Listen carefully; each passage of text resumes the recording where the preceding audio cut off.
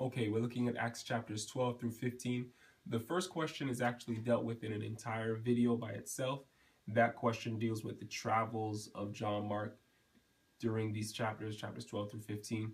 And we'll be looking primarily at the last questions, which are addressing the end of his journeys in the end of Acts chapter 15 and the division particularly between Paul and Barnabas. Paul says that they shouldn't take Barnabas with them when they're leaving from Antioch to return to their missionary trip, and Barnabas says they should. I'll go ahead and read the verses just so we have the context. This is Acts chapter 15, verse 36. Sometime later, Paul said to Barnabas, "Let us go back and visit the brothers in all the towns where we preach the word of the Lord and see how they are doing." Barnabas wanted to take John, also called Mark, with them, but Paul did not think it wise to take him because he had deserted them in Pamphylia and had not continued with them in the work. They had such a sharp disagreement that they parted company. Barnabas took Mark and sailed for Cyprus, but Paul chose Silas and left, commended by the brothers to the grace of the Lord.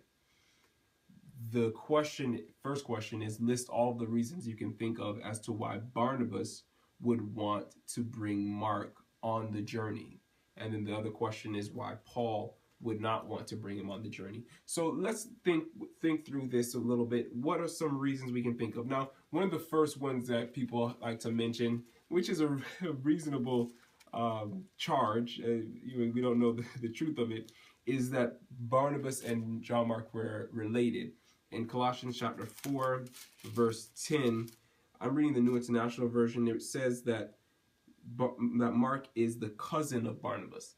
In King James and other translations, they refer to him as his nephew, the sister's son of Barnabas. But regardless of what the relationship was, it seems plain that they were related. And so that may have had a play in it. At the very least, he would have likely known the young man better than Paul would have known him. But they had all done the missionary trip together before, so he would have all have known him as well. But definitely there was a tie there by family relation. So that's likely one reason. But a second reason that he may have wanted to take him with them is that, remember, they're going back to the places they had already been.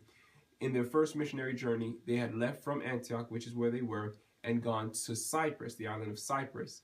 And Mark had been with them during the time when they were in Cyprus. It says they went through the whole island from Salamis to Paphos, from the east to the west. So they had gone through the entire island. And it's possible that Mark had made friends during that time. He made some connections. Maybe people had accepted the message of Christ through Mark's ministry, through Mark's example, through his testimony. And so maybe it would have been good, and this is Barnabas' logic, maybe it would have been good to bring him because he knew some of the people that they were going back to visit. That's a possible reason. But I think the most important reason, and probably the strongest reason, that Barnabas wanted to bring Mark with them was to give Mark a second chance. I think he wanted to give him a second chance. Mark, yes, had deserted them, as it says. He had deserted them in their first missionary trip, but it seems now he's willing to go on a missionary trip again. He's wanting to right what he had done wrong in the past. And Barnabas was willing to extend that hand and say, okay, look, we'll forgive you. We'll let that go. Let the past be the past and see if you can now become a worker that is fitting. And so that, again, I think is probably Barnabas' strongest argument, is that this is what the gospel is all about. Furthermore, Barnabas had actually been the one to give Saul of Tarsus, who is now Paul, a second chance. Back in Acts chapter 9, shortly after Saul, who become Paul's conversion, we have in verse 26, when Saul came to Jerusalem, he tried to join the disciples, but they were all afraid of him, not believing that he really was a disciple. They didn't want to give him a second chance because they had seen what he had done before, and so they were not willing to extend the hand to him. But Barnabas took him and brought him to the apostles. He told them how Saul on his journey had seen the Lord, and that the Lord had spoken to him, and how in Damascus he had preached fearlessly in the name of Jesus. And so we see here that Saul was given a second chance. And because of that second chance, he became Paul, the great preacher and evangelist. And likely Barnabas, with that same approach, was hoping that Mark would be able to take hold of this second chance and that he would become a profitable laborer as well. Unfortunately, it seems Paul didn't agree with this, but this, I think, is Barnabas' strongest argument. I do want to highlight that Barnabas' reasons, as what we've discussed here, focused on Mark, the person, the individual. They're focused on what this could mean for him, focused on his family relationship with him, focused on perhaps his familiarity with the people and how that would impact the work. And then likely he focused on the second chance that would help to make Mark into all he could be in Christ. So that's Barnabas' side. Paul, on the other hand, what are some arguments that Paul likely held on to? Of course, the obvious, he had shown himself in the past to be unreliable. Why should we take someone who's unreliable on another journey? This is the salvation of souls here. We're talking about people being eternally lost. We're talking about and if we don't take this young man, we could likely take someone else. So why should we run the risk of lessening our impact by relying on someone who's shown himself to be unreliable? Could have also said he's still immature. He grew up in Jerusalem, as we mentioned. He probably had a lot of comforts. His mother seemed to may have been well off, as I mentioned in the previous video. And so maybe he just wasn't ready for that kind of missionary work. Missionary work's not for everybody. And Paul could have probably said, yeah, he's a good guy. He's a dedicated Christian, but let him stay here and help in Antioch. Let him go back home to Jerusalem.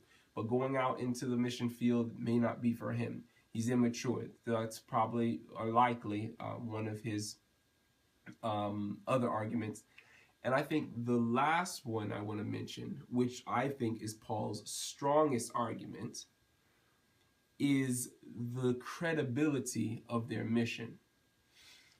Now, you may remember if you looked at the video with the maps, that they were not traveling a short distance. This was a long missionary trip that they were taking. They were going by ship. To go by boat was not free. They were going by land. To travel by land was not free, was not cheap either.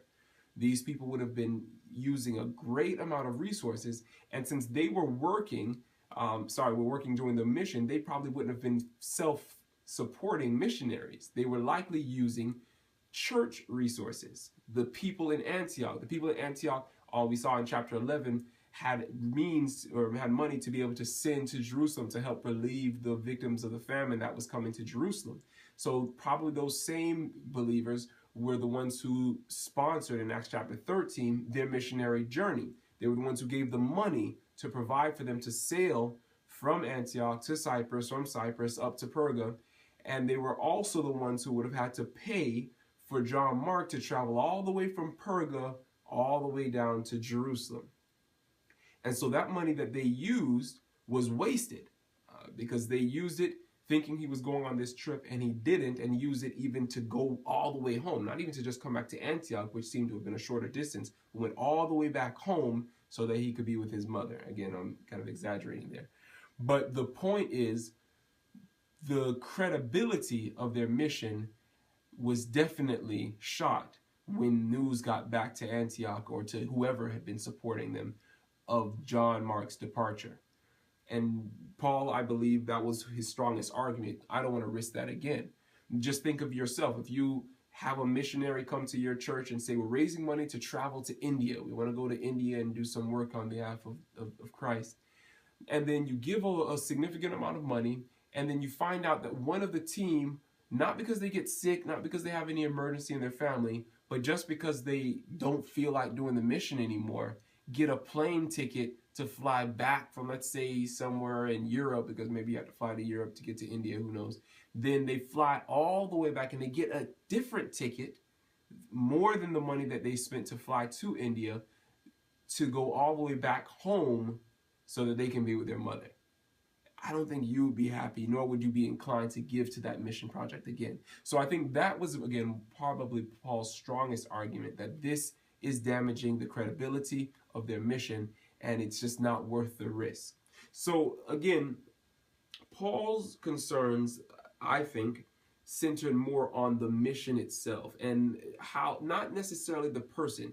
I don't think it's necessary that Paul didn't want to give the boy a second chance, that Paul wasn't concerned about the boy's spiritual development and development as a worker, but Paul was more concerned with the larger scale. You have the corporate concern that's separate from the concern that Barnabas had for the individual. And I want to highlight that this is often the problem that we run into in the church, even in a local church or at higher levels of church organization, that you have to balance between what's best for the individual versus what's best for the body, the congregation. Should we give this person a second chance and risk, if they don't come through with this second chance, that we have a damage done to the image or to even the finances of the church? Or should we do what's best and wisest from the church perspective and risk injuring or losing even an individual? And this trade-off still plays itself out today. But we have to, as Christians, again, address this issue, which takes us to the last question: which one, Barnabas or Paul, was following God's will? And this takes us back to our discussion about discerning the will of God. What was the will of God in this case? Again, none of us can answer this question, because none of us knows explicitly. The Bible doesn't say what was God's will explicitly in this case. But I do want to highlight that the Bible doesn't say it because they didn't know it. They were not told. These are both apostles. Paul and Barnabas are both called apostles in the Bible. Paul, we know, has visions from God telling him his will. We know that these people were very close. They were full of the Spirit and did many wonderful things. And yet God chose not to reveal to them what his will was in this matter. And this takes us back to the point that I made earlier, that we should not think that in Bible days it was different than it is in our day. There are many decisions that we have to make as individuals, that we have to make as a church family, that we don't know explicitly. We don't get any light from heaven. We don't get any flashing in the sky. We don't get any explicit revelation from God of what his will is. We have to do what they did, argue it out. We have to come, like Barnabas came with his arguments, Paul came with his arguments, and they had to compare what are the pros and cons of this decision. Unfortunately, they couldn't come to an agreement, but that was the approach that they took to discern what God's will is. And that's still the approach that we ought to take today, both individually as well as corporately as a church body. That we have to come with our understanding and exercise biblically based reason to discern what God's will is. I want to read a verse from Romans chapter 12, verse 2. Very popular verse, but very profound.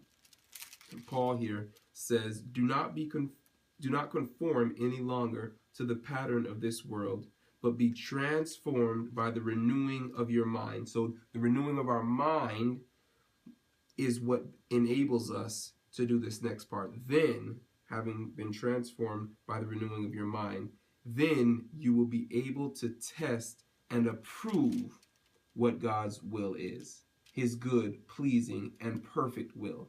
Notice here, Paul is not saying that if you follow, if you're close to God, if you have a strong relationship with God, God's just going to speak his will to you. He's just going to whisper in your ear. You're just going to know explicitly what his will is. No, you will be able to test and approve what God's will, because your mind has been renewed. Your mind has been renewed by the knowledge of the one who is renewing it, by the knowledge of God. Having your mind renewed, having our minds renewed, we'll be able to understand more of what God's will is. We'll be able to know where those principles apply, and by proving, by testing, by understanding, we will be able to know what God's will is. And this is the way that Paul and Barnabas had to search and find God's will. In the next video, I'll make a comment about what happened to Paul and Barnabas after, what possibly happened to Paul and Barnabas after. But at least we'll stop here in looking at the decision over choosing or to take John Mark with them or not.